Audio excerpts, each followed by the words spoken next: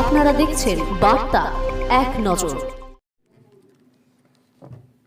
আরজিকর কাণ্ডে জুনিয়র ডাক্তাররা আন্দোলন চালিয়ে যাচ্ছেন। এরই মধ্যে এদিন রবিবার রাজ্যের বিভিন্ন জায়গার পাশাপাশি শিলিগুড়িতে অভয়া ক্লিনিক এর মাধ্যমে সাধারণ মানুষকে চিকিৎসা পরিষেবা দিলেন ডাক্তাররা।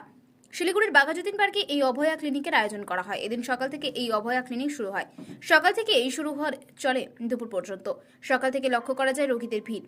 অনেকেই এদিন এই ক্লিনিকে এসে চিকিৎসা সংক্রান্ত পরিষেবা নেন, যার ফলে অনেকেই উপকৃত।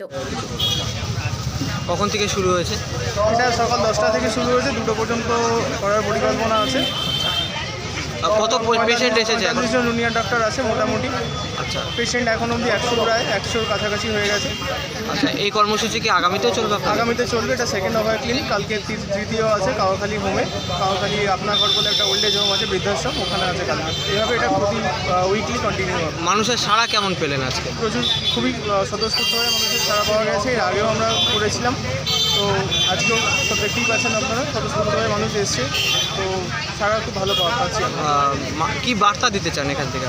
বার্তা দিতে চাই, আমাদের যে আগে জানতে হবে যে কেন করছি এটা আমরা। আপনারা হয়তো জানেন যে আমাদের যে তিলোত্তমা বা অভয়ার যে নৃশংস হত্যা হয়েছে আরজিকর মেডিকেল কলেজে, তারপরে আমরা প্রতীকী প্রতিবাদ স্বরূপ যে কর্মসূচি নিয়েছি তারই একটা পার্ট এটা। তার যে বলিদান, তার স্মৃতি রক্ষাতে আমরা এটা কন্টিনিউ করছি। এটা আমাদের লড়াই মানুষের সাথে না, আমাদের লড়াই হচ্ছে ন্যায়ের সাথে, বিচার অন্যায়ের সাথে। ন্যায় ভার্সেস অন্যায়, বিচার ভার্সেস অবিচার বা প্রহসন, এর সাথে আমাদের লড়াই। তাই মানুষকে পরিষেবা আমরা যেমন দিয়ে যাচ্ছি সেভাবেই দিয়ে যাব।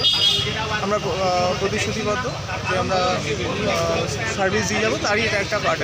আপনার নামটা বলবেন? সুকান্ত সিংহ।